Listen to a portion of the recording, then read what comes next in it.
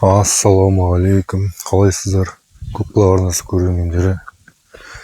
Бүгін қазан айының 6-сы, кешкі сағат 6:30, күн батуға жақындап қалды.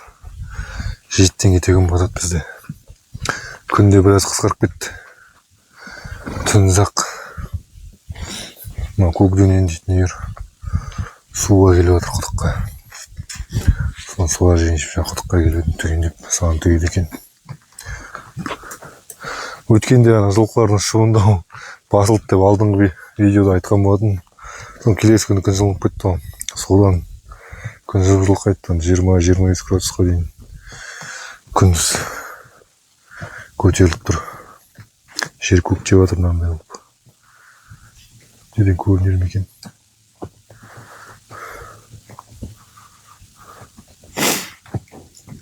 Осындай. Бұның ішіне де еркек тайлар бар. Бордаққа салатын, оларды салған жоқпыз. Салуымыз керек. Бұның ішінде 8 тай бар. Біреуі түнегін өзіміздің бір ерден айыр қуып шығып, ол сан қосылды. Айғыр алғыш, қосылған бөлінген байтал-сайтал биелерді алып кете береді. Сол жер жақсы. Сосын өзінен былтырғыдан қалған бір 7 тай бар. Оның ішінде бір 4-5 арға шөдім.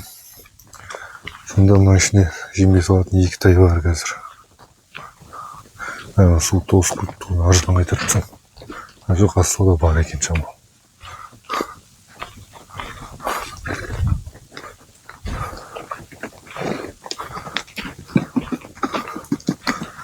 Айғыр міне мынау.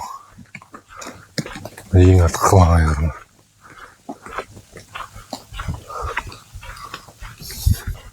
Алдыңғы видеода бір көрермен көкбұлақ деген ақ-бұран бұлақ па, шаруашылықтың аты не көкбұлақ деген сияқты сұрақтар қойыпты. Соған жауап ретінде айта кетейін. Көкбұлақ деген жалпы шаруашылық ашылған кезде көкбұлақ деп қойдық қой атын. Ол деген бұрын ғана қыстаудың қасында негізінде ақ-бұран бұлақ. Қазір ол жерде мал жоқ, адам жоқ. Қазір көміліп қалды. Ол қазір бітеліп жатыр. Ол бұрынғы тұны қыстауда ана жақта. Біздің қыстау осы жақта. Мына жерден көрінбейді. Соның бер жағындағы бұлақ қой, көкбұлақ деген. Ол қазір бітеліп қалды, өкінішке орай.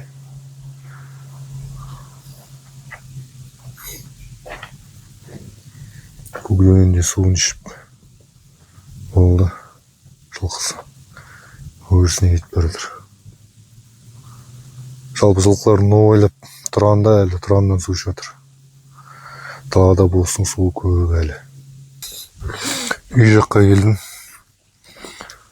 Өткендегі бордақы қойлар. Оның қасына тағы да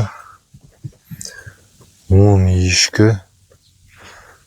ешкі, бір қой қостық. 10 ешкі, бір қой. Бұлар да кілең кәрі ешкілер. Бұларды да 2 ай жемдейміз. Жемдеп жатқан қойлардың күйі осындай. Мына кішкентай қызыл қозы мен көк қозы.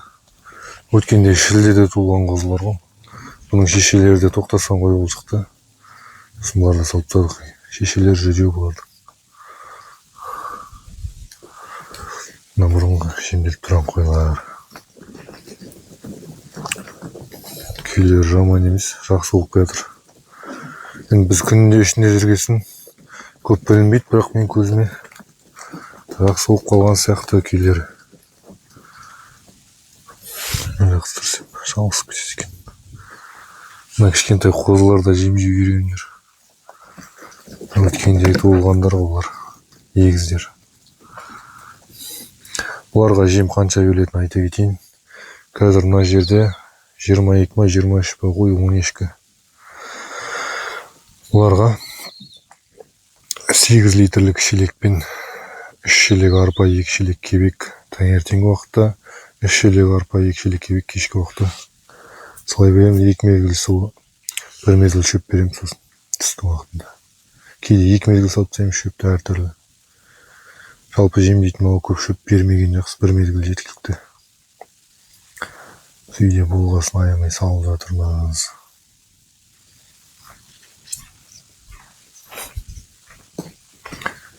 Қазір аяқты қошқарларды көрсетіп жіберейін. Қошқар жекелер міне мұнда.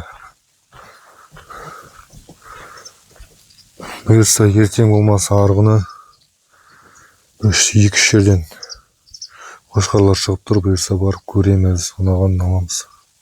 Онда түсірем, осында салам бұйырса.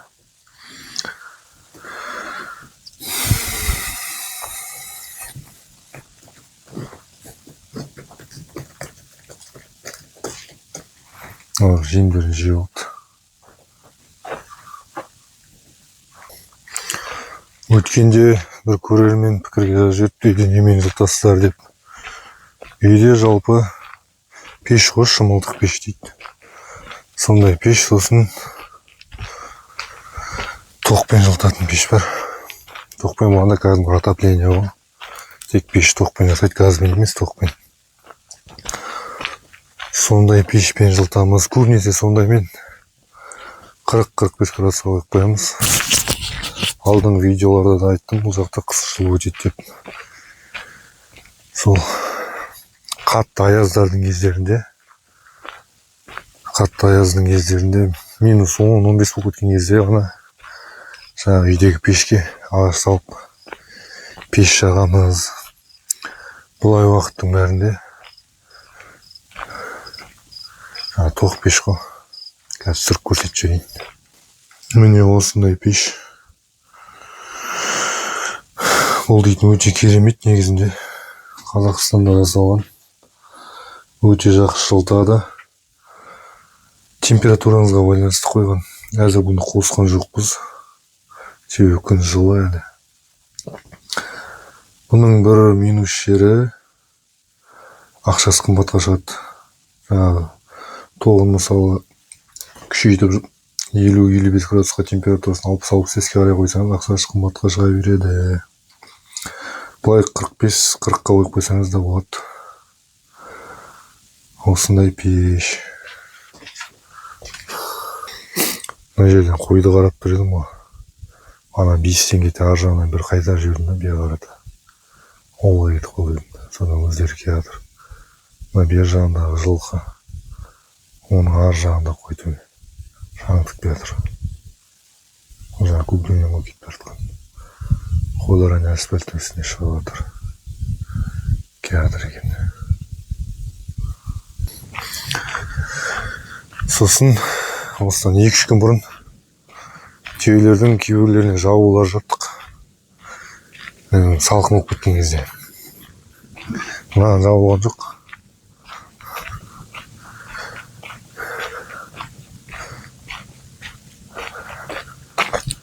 Мына 3 түйеге. Мына екеуі тұмса түйе. Осындай жабу. Ар жағы киіз.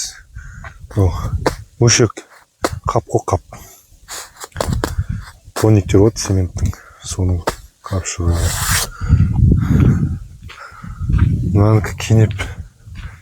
Бер жағы кілем ба. Мынағында өшек жамалған. Әйтеуір жылы қыстан тоңмай жатты. Мынаның кенді онша емес жабу кішкене. Басқа түйен негізі. Қоспақ түйен жабу өнген. Үлкенде болып кеткен.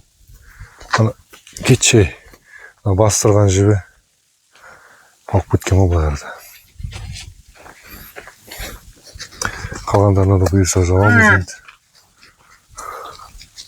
Сосын бір көрермен сұраған екен. Түйелерден неше литр аласыз сүт деп.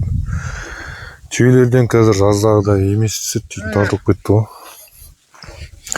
Түйелерден таңертеңгі сауында бір 7-8 литр, кешке 6-7 литр, кешке сәл аздық шығады. Сондай. Ал жазда 20 литрдің үстінде шығып тұратын. Қазір ондай емес енді. Себебі күзге қарай, қысқа қарай сүттер қатты тартылып кетеді, әсіресе қысқа қарата. Қазір осындай сүт аламыз бұлардан.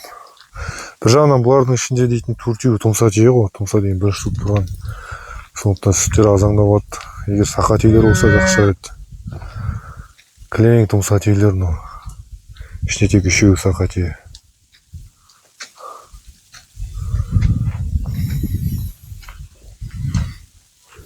Осындай барлығы да жуас.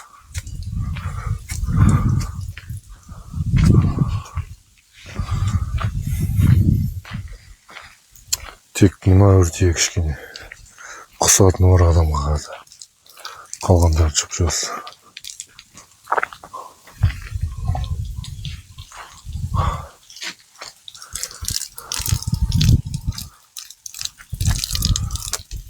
Бұлар жемін жеп алып, бір қап кебек салып тастаймыз кешке келгенде. Бір қап кебек, сосын сәбіздің, картоптың қабықтарын араластырып жібереміз ғой. Үйдегі жуындыны араластырып жібереміз. Жем бір қап бергенмен кешке келмей тұр, бәрі айдап келіп тұрық қазір. Өздігінен неге келмейді бұлар. Өріске кеткен деген боталарына айдап келмесең. Бұларды айдағанда қой мен түйенің өрісі қазір бір жерде, екеуде. Ауылдың қола бет жағына шығады, осы жаққа қарады, алдына қарады. Сол жақтан қойға шыққан адам түйені де қайтарып жібереміз ғой. Түйеге шыққан адам қойды қайтарып жібереді деген сияқты. Қатты қиындық жоқ.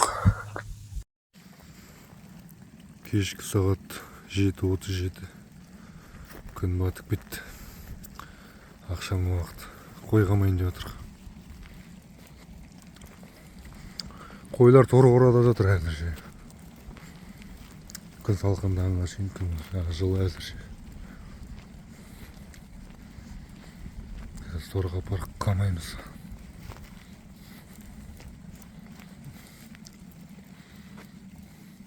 Ай туып тұр бізде.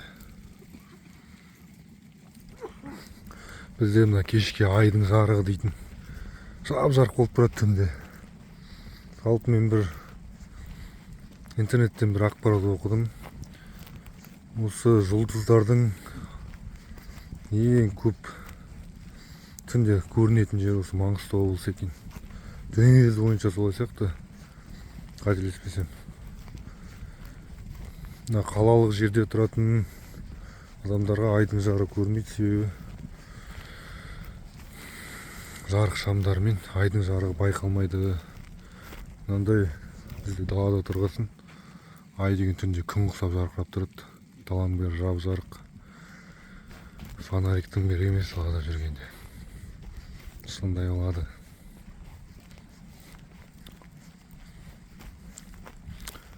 Айда 15 күн жарық, 15 күн қараңғы болады ғой бір айда. Жарты сағатқа кеш туады күн өткен сайын. Бүгін мысалы 4-5-терде туған болса, ертең 5-6 деген сияқты. Жарты сағат 45 минут әртүрлі, сөйтіп кешіп шыға береді ғой. Қойлар не осындай. Қойлар деген жерге көк шыққасын ба, тұрмай жүр. Күніге бір 20-30 шақырым жүріп келеді. Зулап атады таңертең. Кешке дейін жерінен бәрін айналып келеді. Бүгін күні саласын ба, кішкене кідірден жерге. Қайта-қайта алдына шығып, қайтарып, кідіртіп.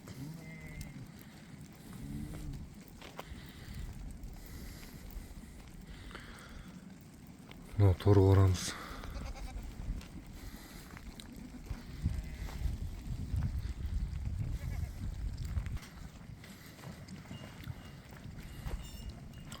Өйсіп қораға тез кіреді мыналар. Жау болып жатқандай. Шауып жүгіріп кіріп келеді. Ешкілер кірмейді бірақ.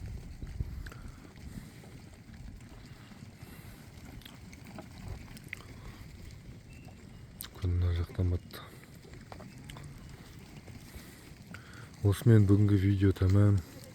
назар салып қарағандарыңызға, тыңдағандарыңызға үлкен рахмет. Аман сау болыңыздар.